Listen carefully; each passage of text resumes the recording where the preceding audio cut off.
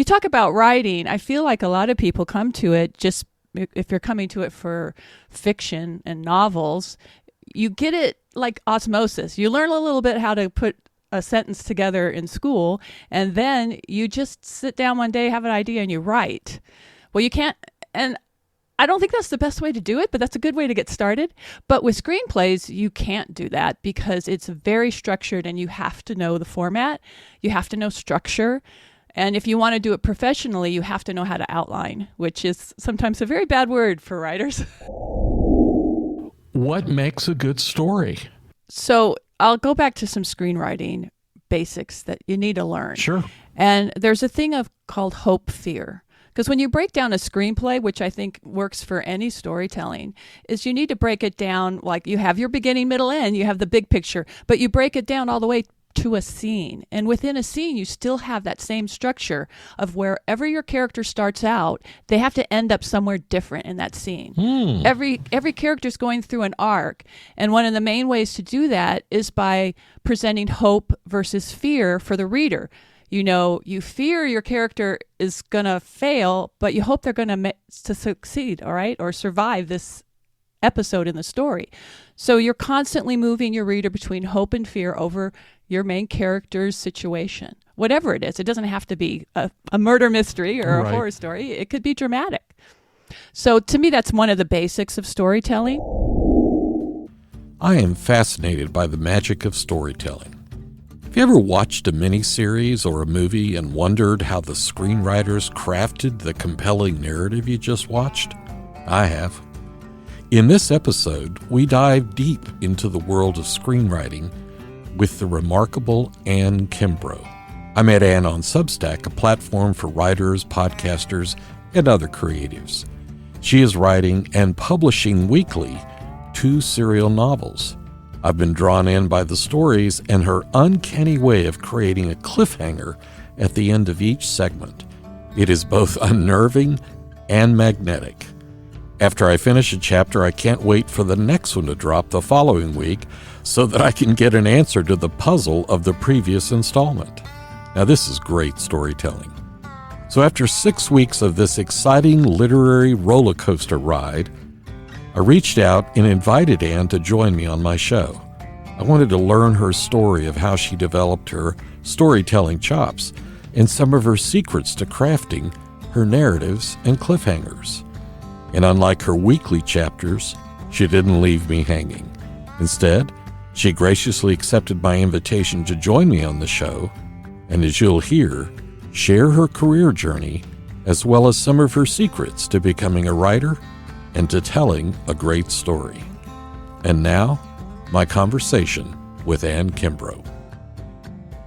Okay, we're now live. This is another episode of what I call my Remarkable podcast, and I'm delighted to have as my guest today, Anne Kimbrough. Anne, have I pronounced your name properly?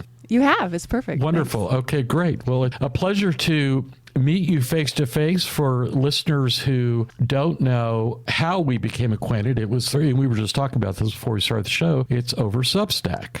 And I'm new to that sort of platform. I've only been there, I signed up 2 years ago, but I've only been active for about 6 weeks. How long have you been on Substack? About the same. I came in about the same time, but I just started recently.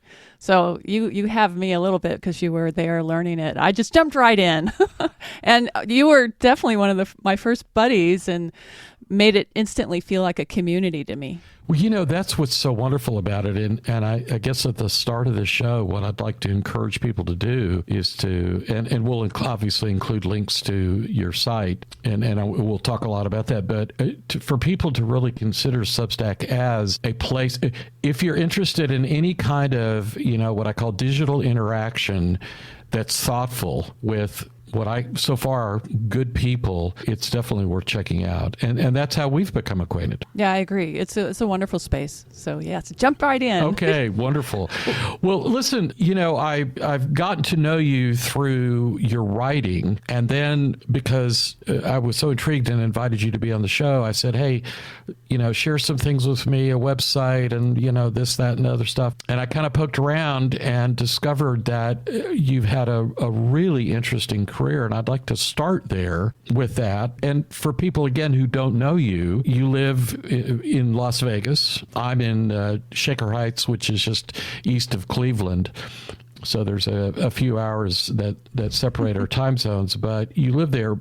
And we were talking, you said you graduated from college in Vegas, and then what did you do? And then I had to leave. But I ended up here because my dad was an Air Force pilot, and he retired here. So I'm an Air Force brat, which is definitely the basis of all my storytelling, all those fighter pilot tall tales I grew up with.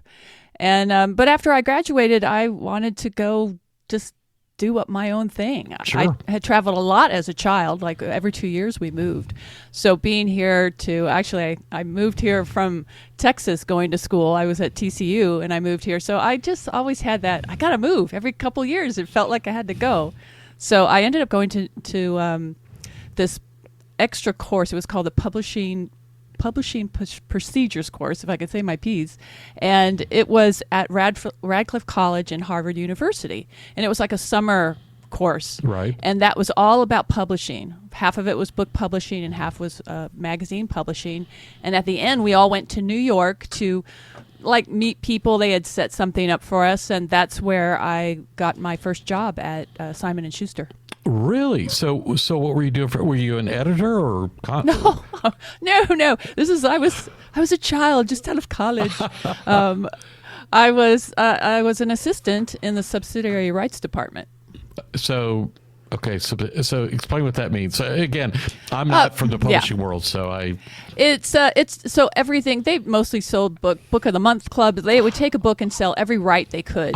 Foreign rights, not usually movie rights because those are usually retained and the agent sells them better.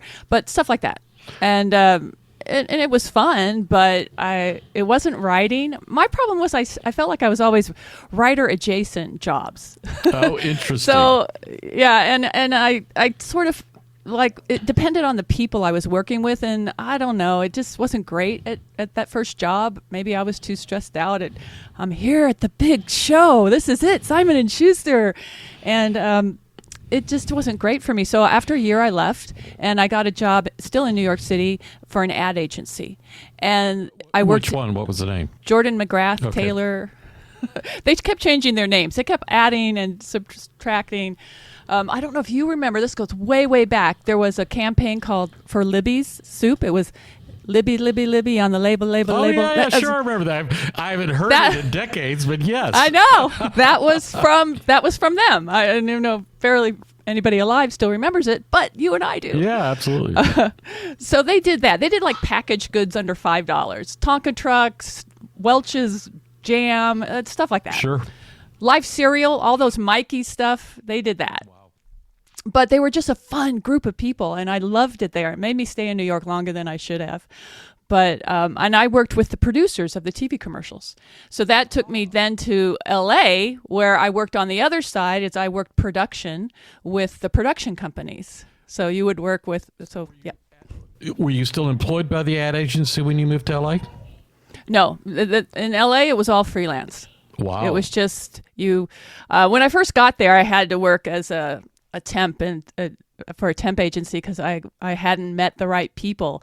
It's very much if someone's worked with you and they like you, they'll recommend you to someone else, and then you work nonstop. Sure. But in the beginning, I didn't have that until actually one of my producers from the ad agency was doing a Quaker Oats commercial. They came to LA and they asked for me to be on the job, which was very unheard of. The ad agency did not hire the PAs, the production assistants. So I remember the guy I worked for, which was the production manager, and he was like, this is not done. But he said, but you were really good, so I'm going to hire you again. I was like, hey, thank you. Great. And that's what started my career being a PA in Hollywood. So this was about what time frame was this? Late 80s, early 90s? Yes. Yeah. It was about that time frame. Okay. So were you doing any writing when you were doing this? Some. It took me a while to get into writing, to learn writing. I mean, this was pre-internet days. Sure. I feel like it took a long time. If you wanted to learn something, you had to take a course. I do remember getting some bootleg audio cassettes for. There's Truby has a very famous screenwriting book and taught everybody. So I had a bootleg copy of how you write a screenplay, which you talk about writing. I feel like a lot of people come to it just if you're coming to it for fiction and novels, you get it like osmosis. You learn a little bit how to put a sentence together in school, and then you just sit down one day, have an idea, and you write. Right. Well, you can't, and I don't think that's the best way to do it, but that's a good way to get started. But with screenplays, you can't do that because it's very structured and you have to know the format. You have to know structure. And if you want to do it professionally, you have to know how to outline, which is sometimes a very bad word for writers.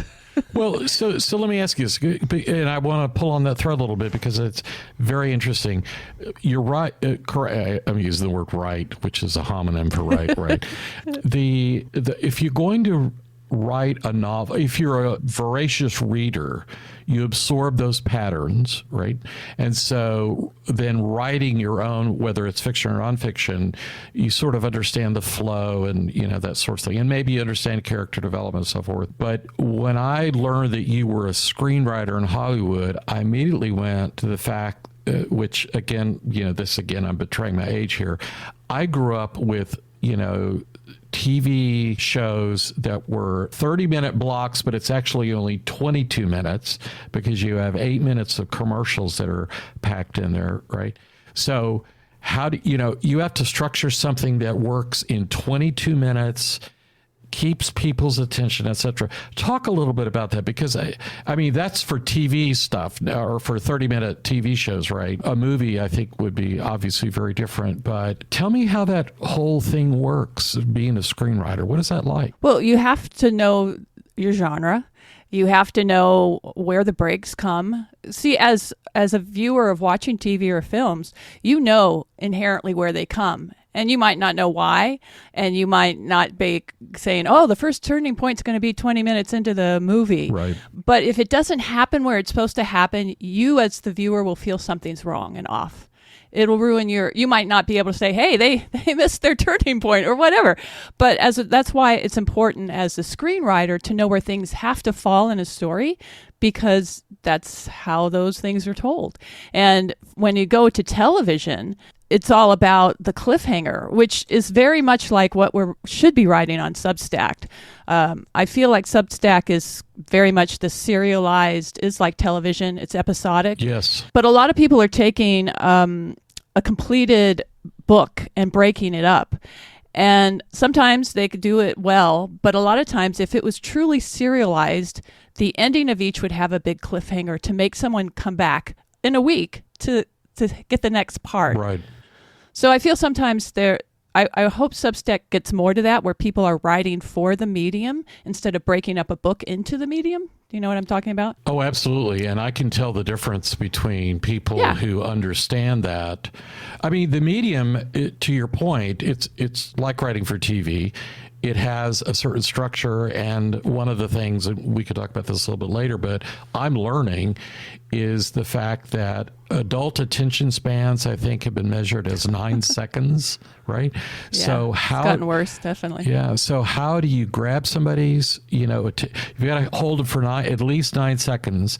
And then at the end of that, there needs to be some incentive for them to continue in your case, reading. In my case, it's listening, right? How do I do that as a podcaster? But anyway, back to your experience in Hollywood.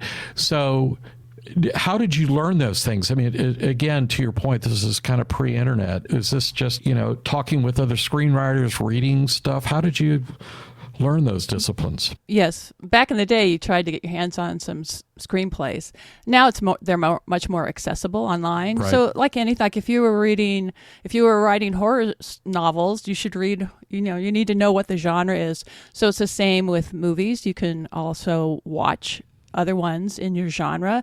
That's a good way to learn beats. I was once taught by a really good television writer. He actually wrote for the Silver Surfer, which was a cartoon, but he had what he called obligatory scenes that he could outline a half-hour show, which, like you said, would be more like 20 minutes, by instantly saying, well, I need this, this, and this. So like if you were writing a mystery, you go, I need a dead body. I need my detective. I need when they find the killer, all this. He could outline briefly just by knowing his genre. And that's a really good way to start out, is if you can learn those obligatory scenes that must be in that kind of story, that gets you halfway there to being a good writer in that kind of story. Well, you've also said something else that I think is really important, that again, certainly for the kind of writing that you do on Substack, which I've enjoyed, and we'll talk more about that in a second, but you talk about the cliffhanger at the end. One of the things that I've learned, and again, this is through reading, is that there needs to be tension in the story, right?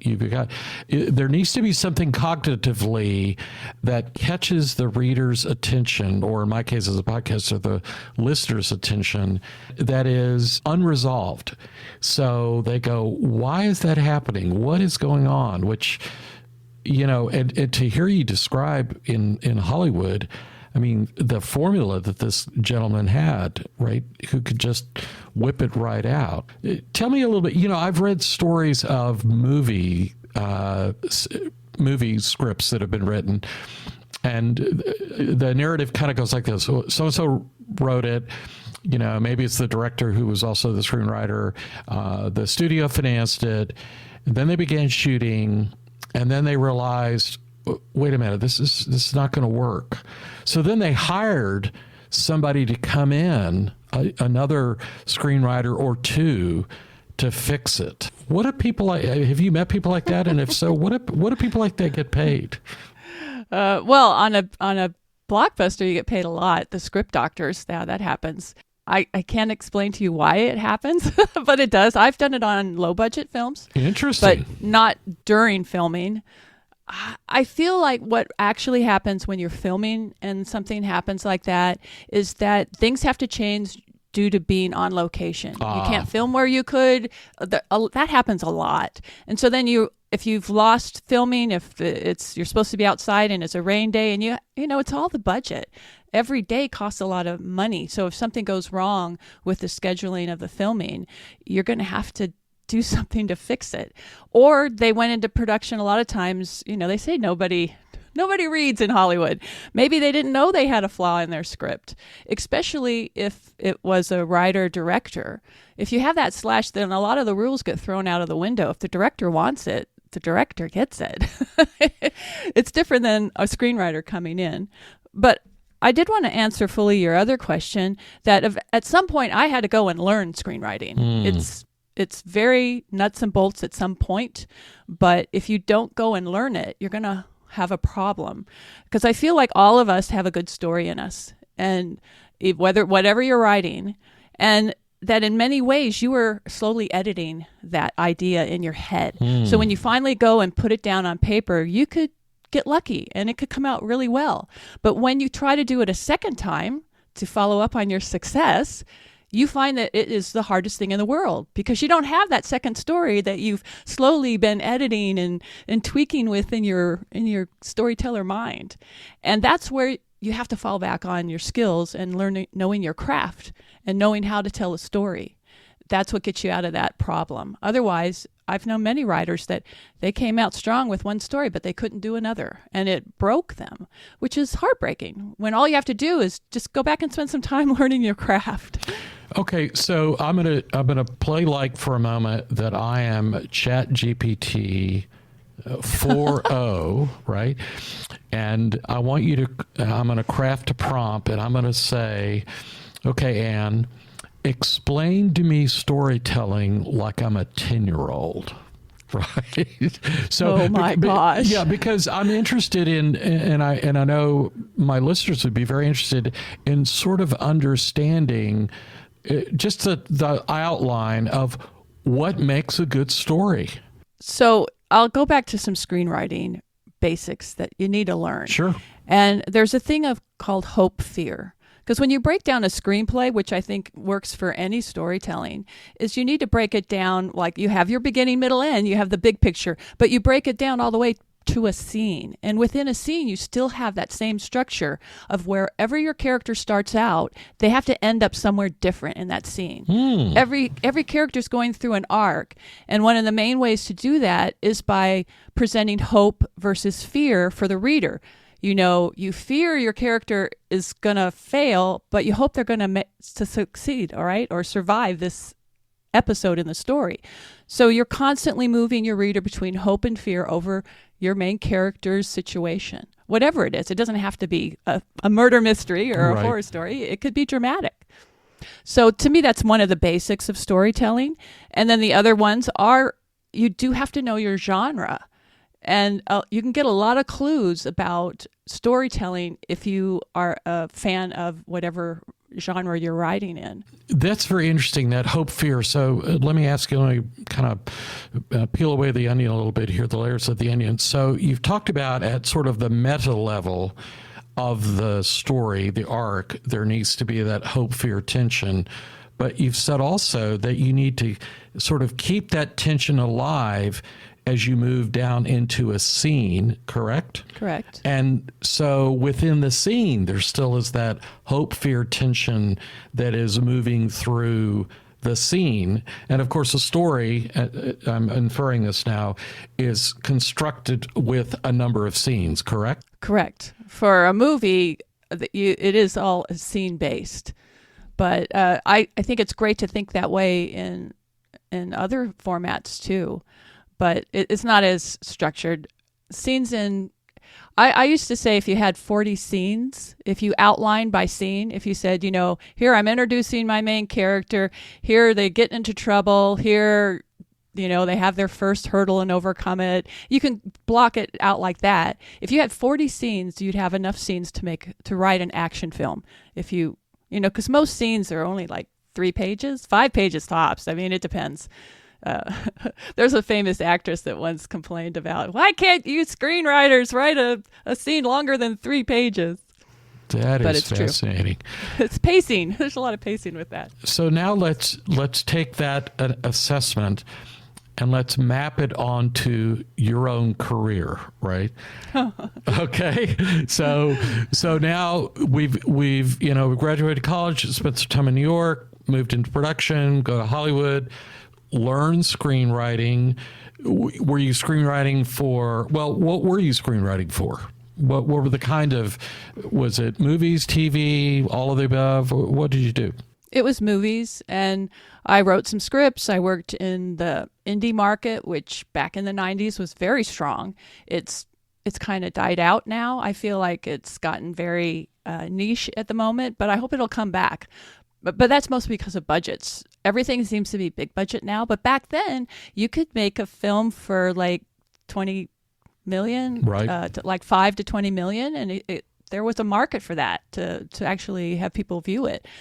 And that just kind of changed. But during that time period, I used to write some stuff for people. It was kind of hit and miss. I didn't make a career out of screenwriting. So my hope and fear is if you're fearing for me, you're fearing that I'll never be able to support myself on screenwriting. And your hope will be that I could one day with my writing make a decent money. And I wish I could tell you I had, but it's like a hobby. My writing is like a hobby. There's always had to be something else where I paid the bills. And that is just the nature of the business. There are people in Hollywood that actually make a very good income on screenwriting, and nothing is ever produced. And that's sad to me. Wow. And that was what got me about Hollywood, is that I hooked up with a producer, and we had a lot of great projects, and we took a lot of great meetings, big companies. You'd sit there and they're very friendly to your face, and they'll always be friendly to your face because they're hoping that tomorrow you'll become a huge success and they can then snap you up. But until that happens, they don't want to make you mad. Hope so they won't ever tell you. That's their hope and fear. Even in that context. Even there. Yes, that's hope. They hope you'll succeed, but they fear you may not. So, oh gosh. Yeah, so they don't, the thing is everybody has in mind what they're looking for. So I think sometimes it's really hard to give them what they're looking for, and they won't tell you why your script doesn't do it for them. There's just a lot of it's like dating. It's like you go on a lot of speed dates and they seem to go well, but then nobody calls you and asks you out. So I did that for a long time in Hollywood.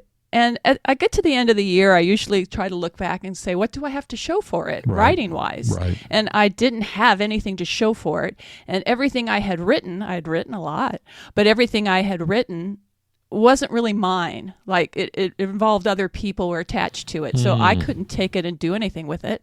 So that's what made me say I need to go and write some stuff. I could still write screenplays and work with people, but I need to have something of mine at the end of the day that I can say, hey, look, I publish these books. They're on Amazon.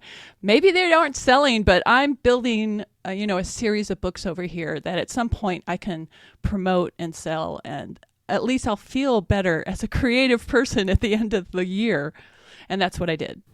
That's interesting. So when did you start? When did you begin to write, if you will, for yourself for publishing purposes? When did that start? How long ago was that? Well, it was before the pandemic, but the pandemic really sort of doubled that down. It was a few years before the pandemic. I had a screenplay I had one that was just mine, and I turned that into a novel. And I had a friend that had done the same with some of her scripts, and she created her own boutique publishing house, and she started publishing the books. So she published a couple of my books. And that was my first foray into the publishing world. But then I was like, I want more control. As a writer, as a screenwriter, you have no control. So I really wanted more, so I started to learn. And so it afforded me the ability to get some books out there and take the time to learn how to publish my own work. Because if I can't do it at a professional level, what's the point of doing it? So there's a lot of things to learn. So that began that journey of learning how to be a publisher of your own stuff, and finding all the other people you need to help do that at a high level. Now, so, I have a toe in the water as a creative, and mine happens to be audio podcasting as opposed to writing, but I've done a little reading and research regarding writing and publishing.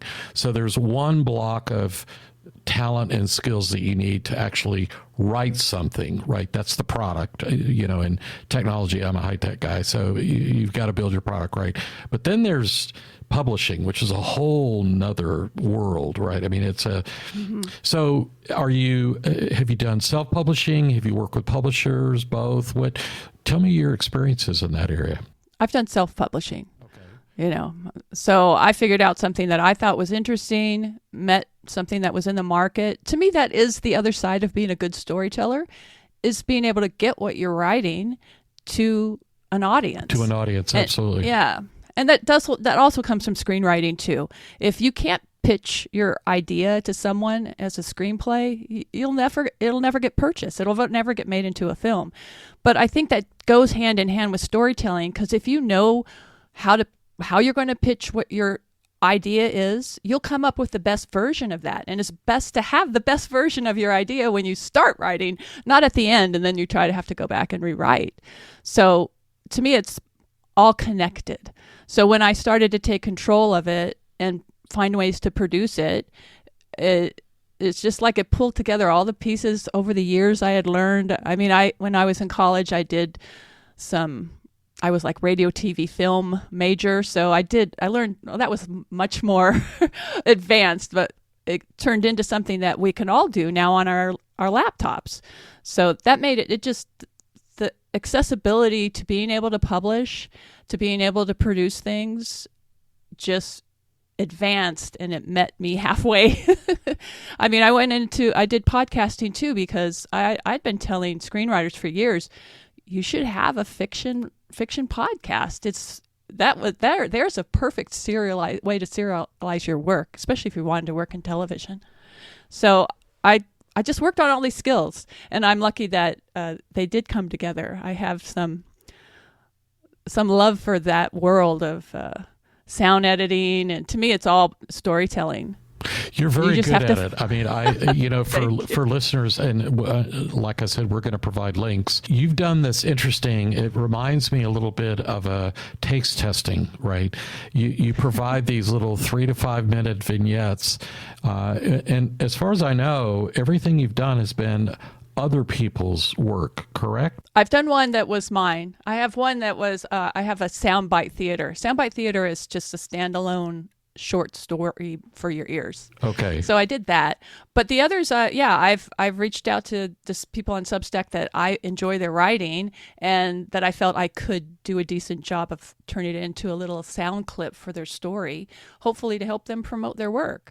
I mean, I don't know if it's done that yet. I've only done 4, but they've all been fun to do. And yeah, I got hooked on how NPR tells a story, and that's news, nonfiction. But if you listen, the way they integrate people's voices and the sounds of where they are, that was my standard. And when I did a podcast, I did like 30 episodes, started it during the pandemic. It was something my son and I put together, and it was called I Scary News. So I'd find very weird news stories, and the first part of it, to get you to understand the story, I would do the audio version of this weird, scary news story. Wow. And that's sort of how I developed that. But, it's all these skills that you just slowly build. I mean, I did an audiobook way, way back, and it was lousy, but I did it, and I'd learned how to upgrade my technique, my skills, my equipment, and eventually if you can get to a professional level, I'm like, go for it. But if I can't do it at a professional level, then I'm not serving my audience. So let's talk about audience either identification or development. So as a person who said, I want to do, who has done self-publishing, and you don't have the giant marketing budgets of the big publishing houses, I assume. I mean, No, I don't. I may be talking to a closet billionaire here for all I know. I don't know you well. No, you are not. But how then do you take sort of the kernel of your story, of your book, and how do you find people, or how do you attract people so that they go, oh, I want to buy that, I want to read that? So tell me, how do you do that?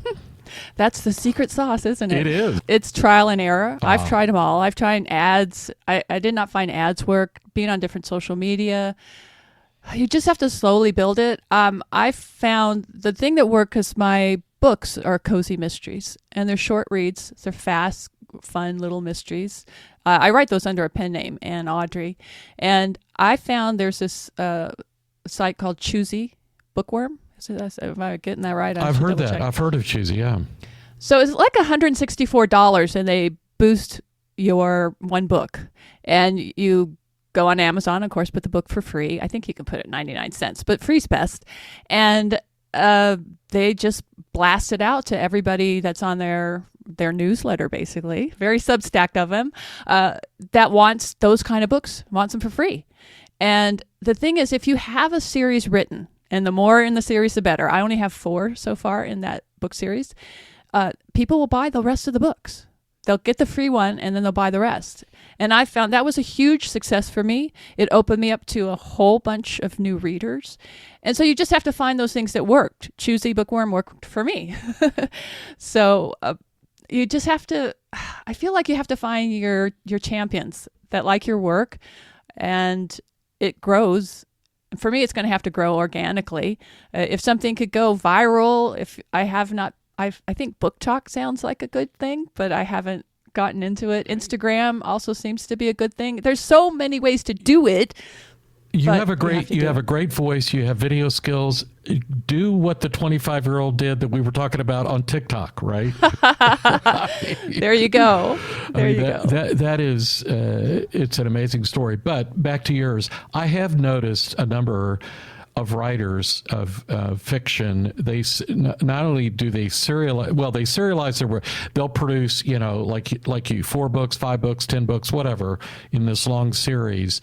And like I said, give away the first one for free or 99 cents, whatever, to kind of hook you, right? And I'm sure at the end of that first book, there's a cliffhanger, which is, an incentive for the person to go, I got to find out what happened to the character or the story arc or whatever. And then they buy book number 2. I mean, that's kind of the business model, right?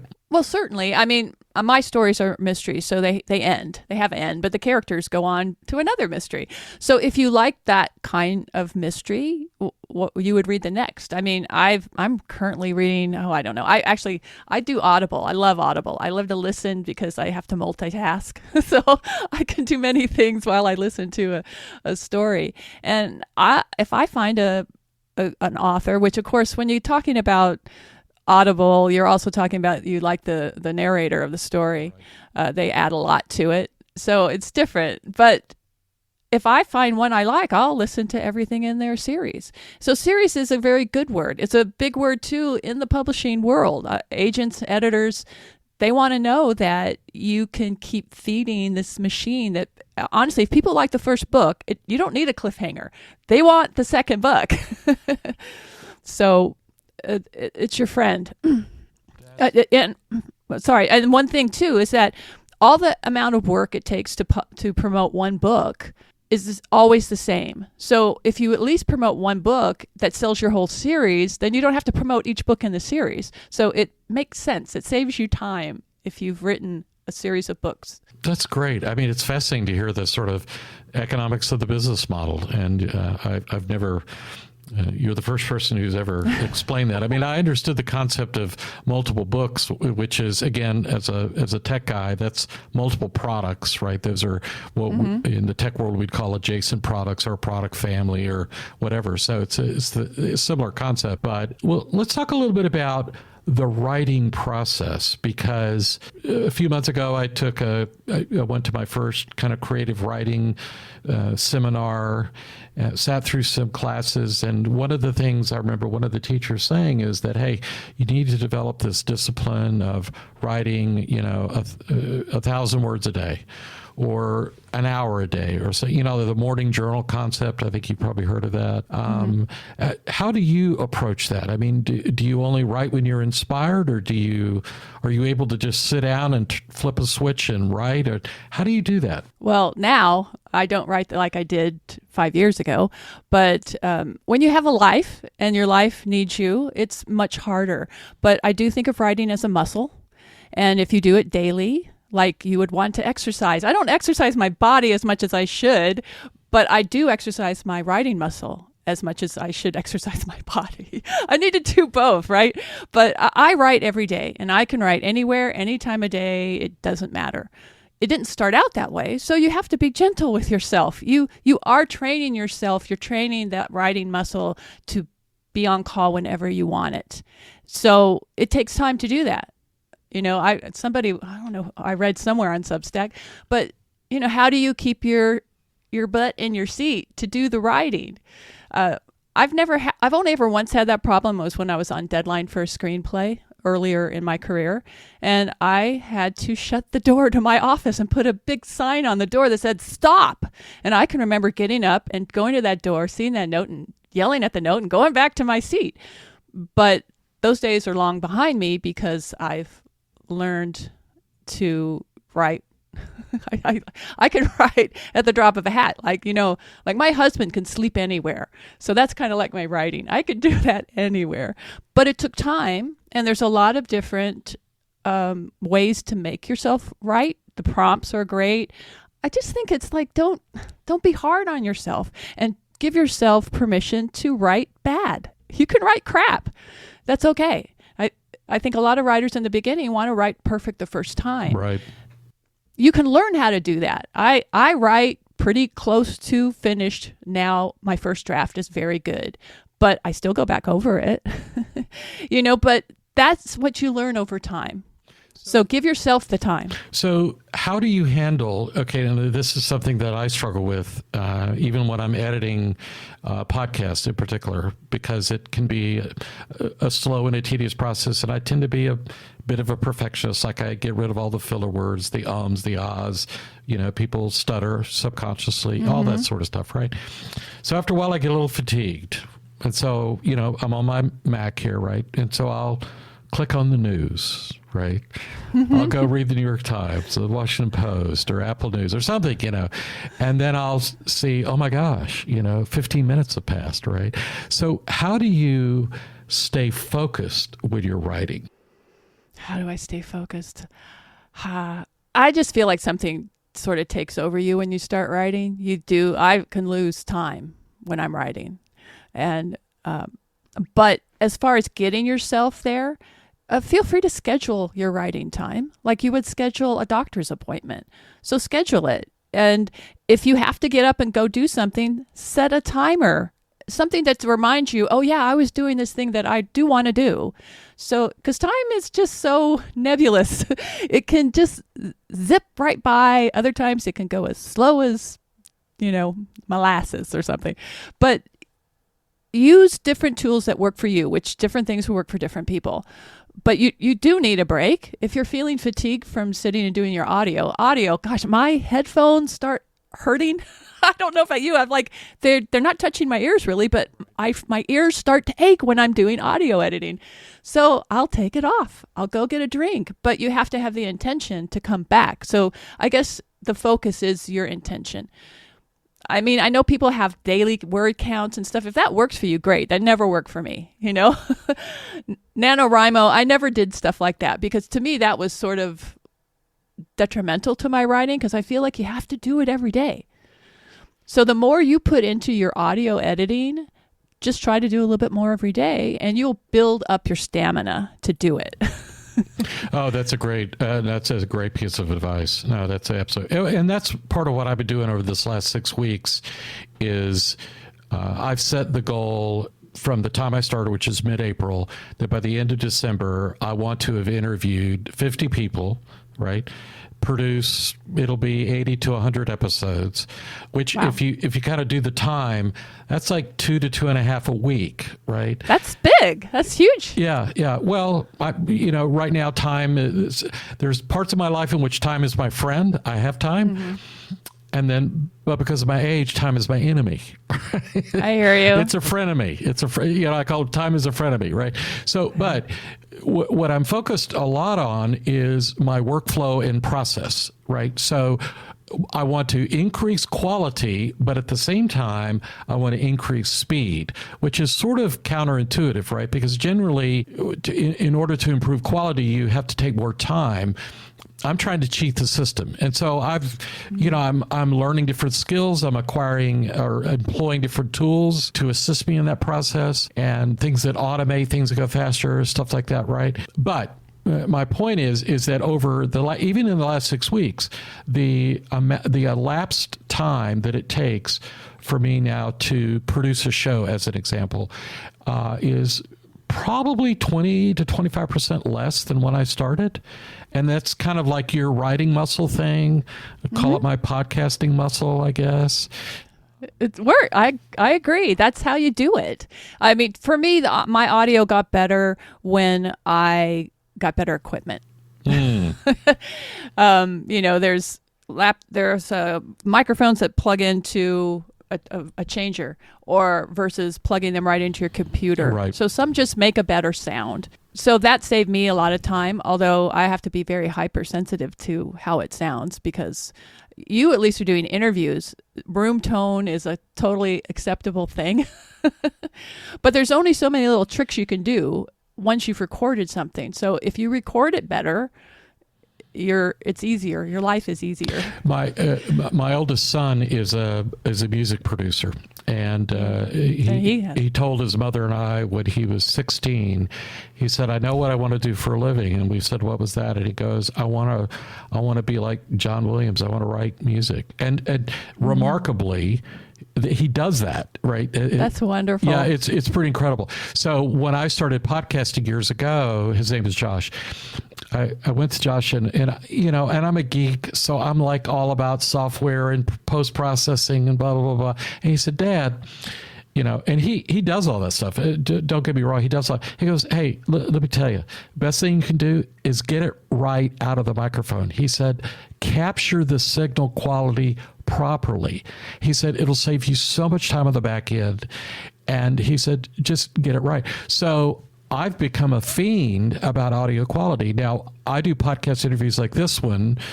This is remote, obviously. But my favorite way to do it is in a room. And rather than rent a studio and all that stuff, I actually reserve what's called a study room at our local library, which was recently remodeled. It's absolutely gorgeous. I grab one of the study rooms.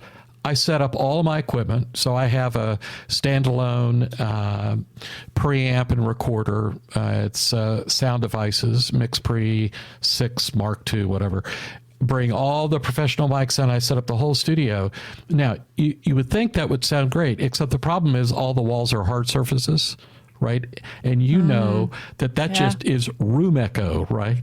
Yeah, you don't want that. Oh, no. So I have to spend meaningful time managing room echo. But what's wonderful is the chemistry that you get when you're interacting with somebody in real time, face to face, right? They're 3 feet away from you. You can look them in the eye. You can read their facial expression. You can, the conversations they're normal. They're natural. They feel good, right? It's really fun. So, but anyway, the point is, you're right about, to your point about writing, there's accumulation of skills that are required that you have to build, whether it's podcasting, whether it's writing, whatever it is at a creative endeavor. It's cumulative and it just takes time. And I love that advice. Be gentle with yourself. Because you have to be. With screenwriting, I early on went to some conferences where you got to talk to actual screenwriters, like once they got paid. And they would write a screenplay in a month. And of course, at the time, that was like, oh my God, I couldn't write a professional level screenplay in a month. So I took the time to learn how to write faster. And I used to try. I did an experiment once where I outlined for a few weeks, and then I took a week to write the screenplay as fast as I could. And I allowed myself to write an absolute piece of crap. And it was. And I never used it for anything. Whatever it was, I don't even recall, luckily. But it taught me a lot about writing, and I was able to, over time, learn how to write a screenplay in a month. And of course, the key to that was you have to spend the time to outline it. And then you have to write to the outline, which is another skill that you have to practice.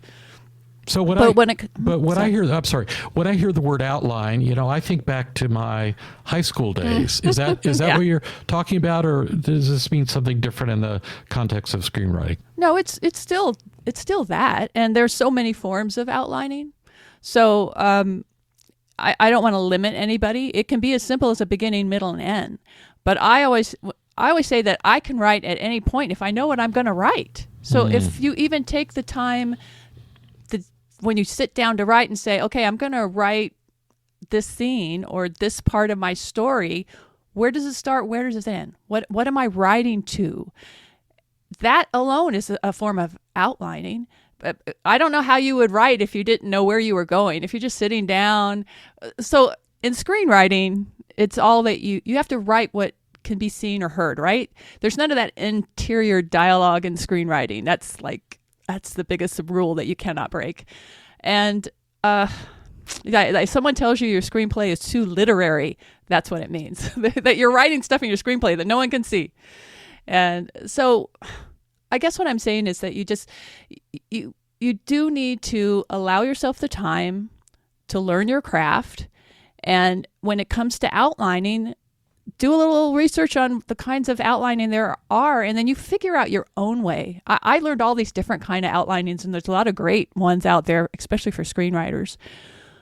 but I do different things for different parts of a story. And I almost never outline the end of a story. I just know where I'm going. I maybe know like the last scene, what has to happen, because as you write your story, some things will change, and it will change your ending. So especially when I wrote a screenplay, the end of my screenplay outline was always pretty vague, because things change. You do have to allow, it doesn't lock you into anything, right, unless you've actually sold the outline to someone. If someone's paying you to write, that's what I'm talking about. You have to write what you told them you're going to write, because they've read that and said, yeah, that's what I want.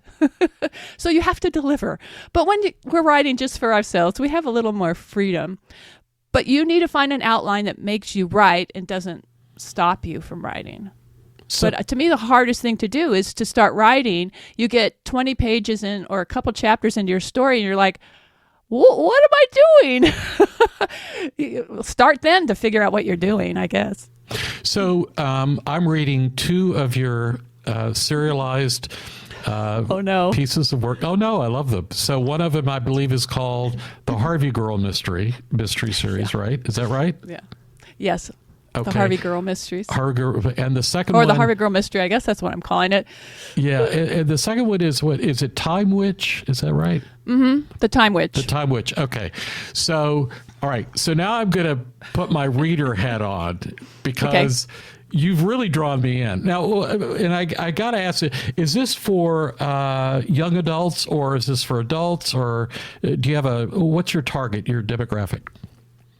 I do think both of the characters are like in their 20s, but I don't know. I would say I don't think it's YA though, but it could be anywhere from YA above. I really haven't tried to figure out how to sell them yet. Okay, this is where I'm saying, do as I say, not as I do. Right. Once you learn the rules, you can break them. Of course. Well, that's true of any discipline. Right. No, that's absolutely true. So, okay, so now I'm going to put my reader hat on. So in the case of the Harvey Girl Mystery and the Time Witch, have you outlined the kind of the series of what we're reading? Not just the individual chapters, but I mean like what's going to happen with Evangeline and the Time Witch, and and is it Willa who's the protagonist? Willa is the protagonist of she's the Harvey girl in the Harvey girl stories. Right? Willa, I love Willa. Willa. So she will be traveling along. The only outline I had for the series of that is that she's going to travel along to different Harvey houses.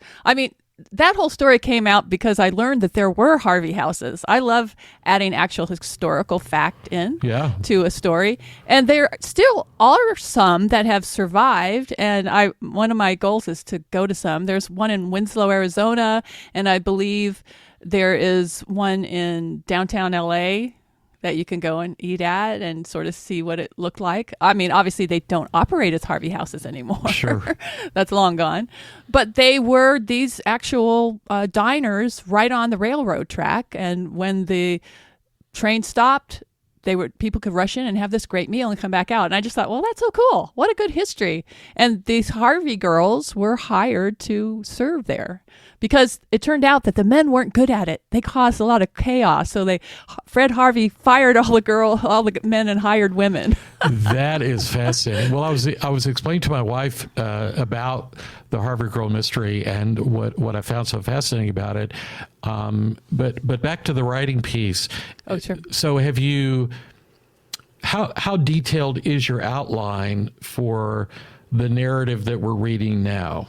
I mean, would it be fair to say? I mean, are you 2 chapters ahead of us, 10 chapters ahead of us? How do you think about that? So the Harvey Girl, I'm just kind of doing off the cuff. I know where it's going. I know what the mystery is, but I didn't start it that way. Okay. So it's something that I would not recommend doing it this way. Maybe right now I'm 1 story ahead. I am traveling next week, so I'm trying to get 3 stories ahead, so I don't have to do anything while I'm away. So that one, I know the mystery for the book 1. So I am working my way through that mystery. How long will that book be? I want it to be at least 70,000 words, 50 to 70,000, maybe closer to 65 to 70. So I don't know. What would that mean in terms of pages? What would that mean in terms of page count? Let's see, where's my calculator? It's a fast read. I would say 150, 200 pages? probably. Okay. Probably. Okay. So how many installments on Substack is that, though? Yeah, I don't know. I haven't figured that out. Okay. I mean, to me, that's the beauty of Substack, is that I'm in total control, so it can end when I say it ends. I will say, though, that what I am delivering as a story on Substack really in many ways is too short for what I would have normally written for a chapter. So, because I'm creating what I produce each installment is under, or as close to as I can, to 2,000 words. And if it's under, I'm happier. I feel like if you can tell the same kind of story within a shorter amount of time, it's better for Substack. But that's not what I would normally write for a chapter. I would want 2,000 to 2,500 words per chapter. Well, that's interesting, because that's back to your earlier point that you made in this discussion about writing for the medium. Yeah. And so as a writer, you're adjusting again, I'll use a tech word here, your deliverable, the size or the length of your chapter, to the medium of Substack, which, as you point out, is really, it's better for a shorter read than long narratives. And I can't imagine, honestly, reading what you, and I'll use your adjective earlier, a literary work on Substack. I mean, I can't see doing that. Maybe you could, but I don't see that. So that's my new thing that I want to try. So that one book that I had published by my friend, my boutique publisher, right. I got the rights back, and I'm in the process of going through it and changing it. It was a romantic suspense. So I still think there'll be romance in it, but different. I want to get back more to the suspense part, and I've made the main character much more snarky and I guess more like me now than me when I wrote it. But I am going to write that, because I think it would be wonderful, because I don't have anything that I'm actually putting on Substack that is complete.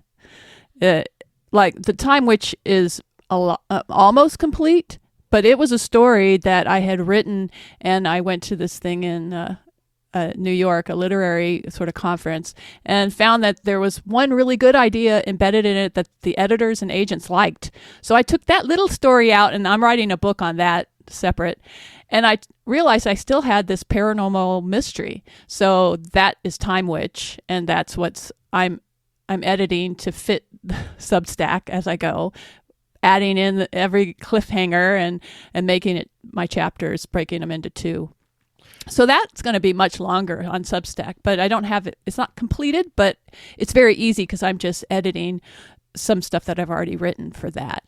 But I want to take this this romantic suspense story, and I want to get it all together, and then I want to start releasing it on Substack with a buy now button.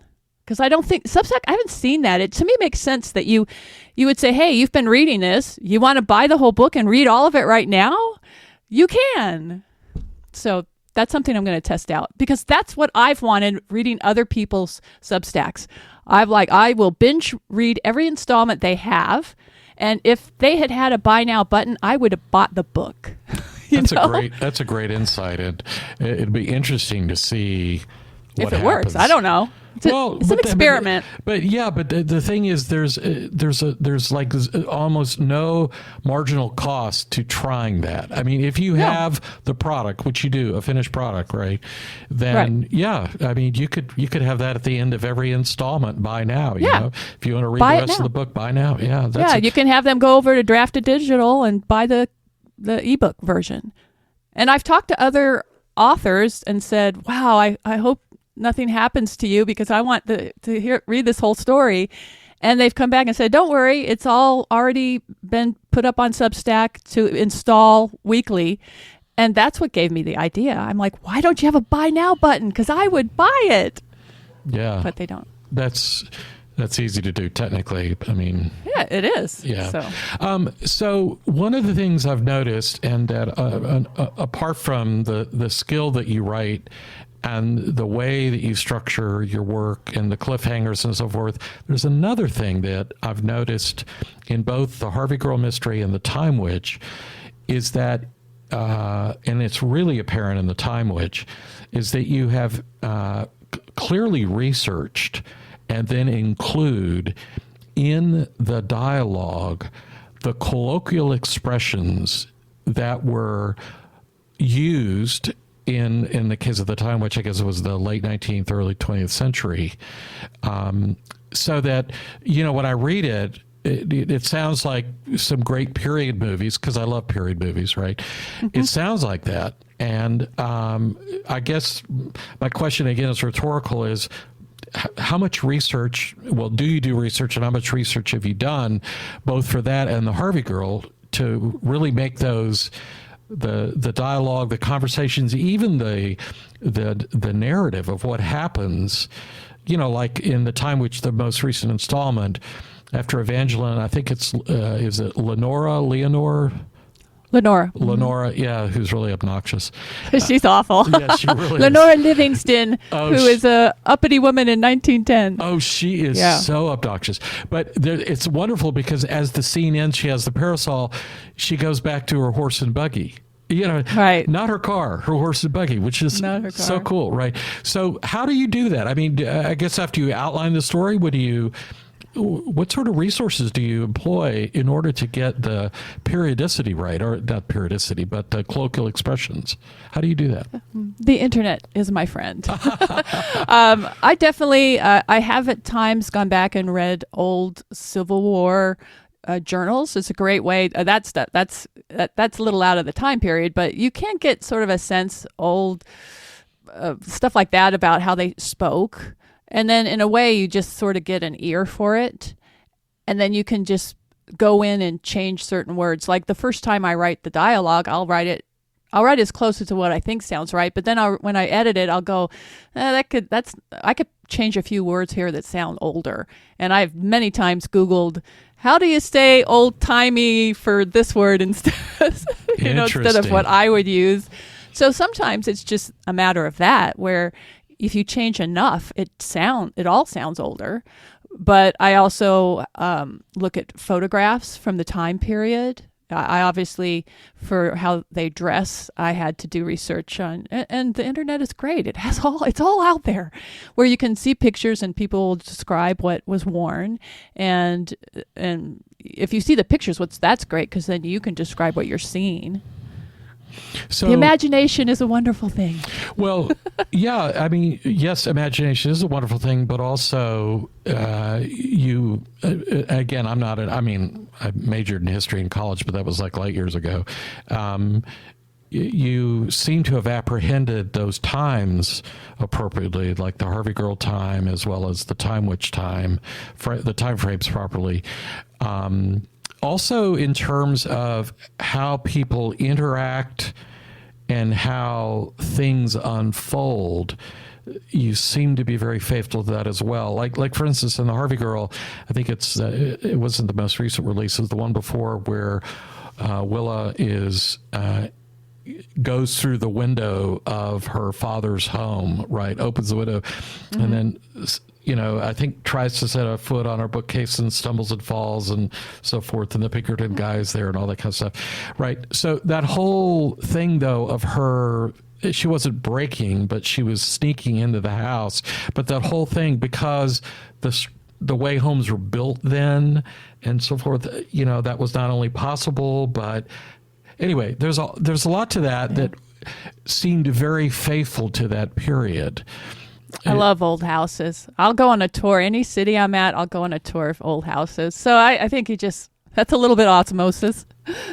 Okay. Well, yeah. A life lived. You kind of pull from your own life and what you like. Okay. But yeah, I think when it comes to those, because the Time Witch came about because I found out about Carnegie libraries, yet another piece of history, American history. All these libraries were built across, the world actually, but across the United States. And I just thought it was a great location for a story. And then this whole witchy thing came about with it, which is just, just me. But it's fun. I like the history, and so I definitely read about the time period. You can find old news articles. There's some really good sites that have them, and I have definitely gone in. I also write a Sherlock Holmes kids graphic novel, and that I pull, because they're in public domain, I actually use the actual Sir Arthur Conan Doyle short stories, but I have, I have Sherlock Holmes texting with modern day kids to help solve them. Interesting. So in all of those, I go and immerse myself in that time period, and I also go into some archival newspapers where you can read the old newspapers and the crimes that were being committed at the time. It really does put you into that time period. So there's many ways you can immerse yourself. You could even just watch a movie on TV set in that time period, and you'd probably come away with some inner dialogue that would pop up. That's fascinating. Well, let me ask you kind of the final thing I'll ask you is if someone who's listening to this were to say, okay, Anne, what are the top 3 things that I should bear in mind if I want to begin to write creatively? And let's put to the side for a moment their ability to monetize that, because that's a whole separate thing. What would you say to someone who says, I'm interested in starting to write creatively? I've never done that before. What would you encourage them to do? What would be the 3 things or 4 things that you would recommend they do? Well, I definitely just recommend trying and finding a class. I mean, I believe in YouTube. YouTube University is a very effective way to learn stuff, and there's a lot of good advice about writing on there. So I would try to learn a little bit of outlining, but in the beginning that might harm you, it might stop you. So just try it. And your first story will come from life, so don't be afraid to tap into it. I mean, you can decide if you're going to share it, but be as honest as you can, and start with a short story. Actually, is probably the best thing to do, because short stories have a beginning, middle, and end. They don't have to have perfect, short stories are their own medium, and it's usually about the ending. You're usually building up for some big reveal at the end, or you go, oh my gosh, and it could be a dramatic end. I know that one of the best short films I ever saw was about a girl and a guy at a laundromat, and she's upset and he's just trying to help her, and she eventually, because they have such a connection, she tells him that she just accidentally murdered somebody.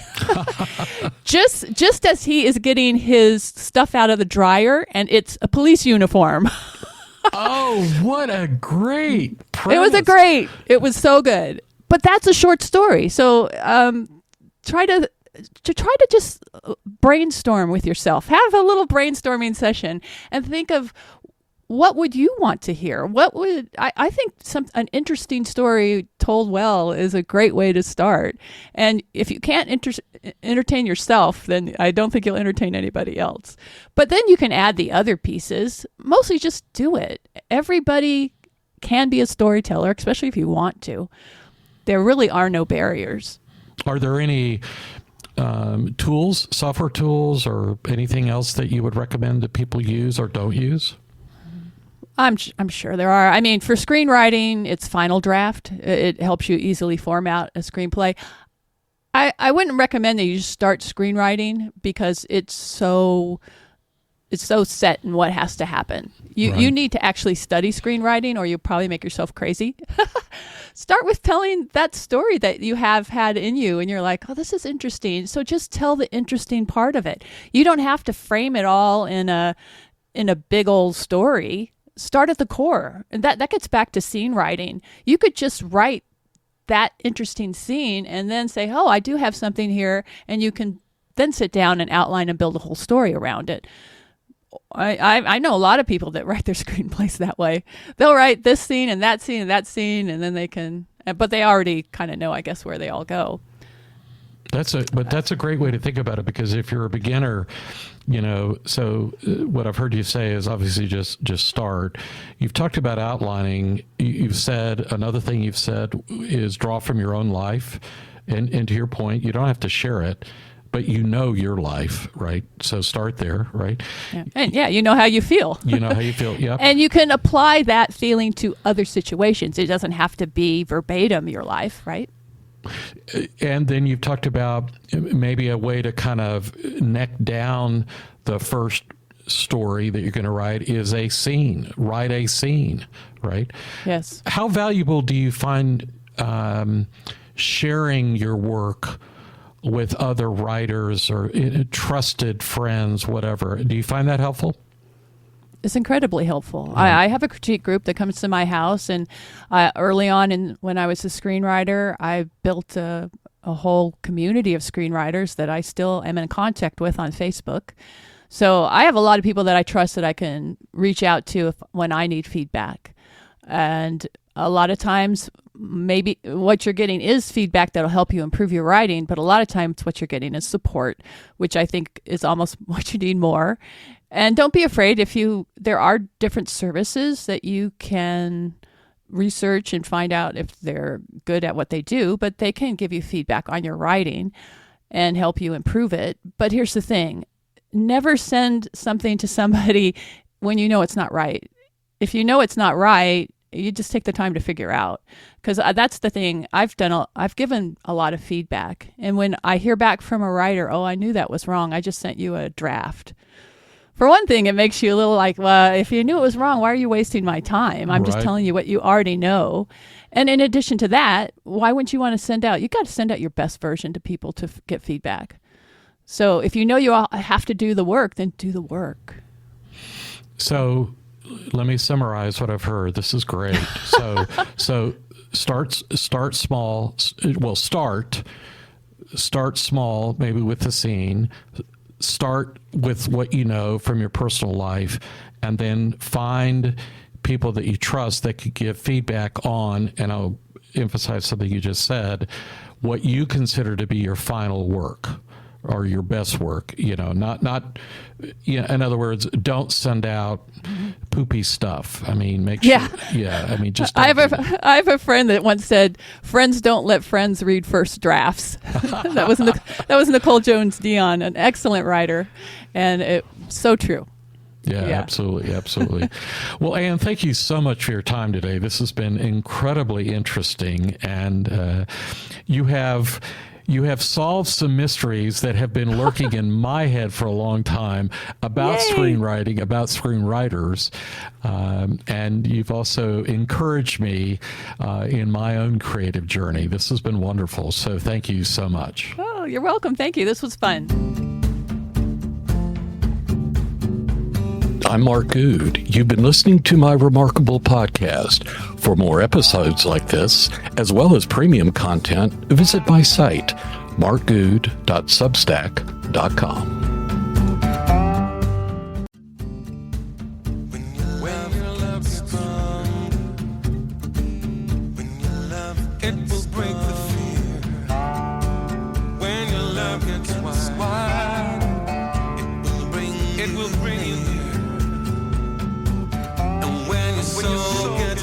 Humble.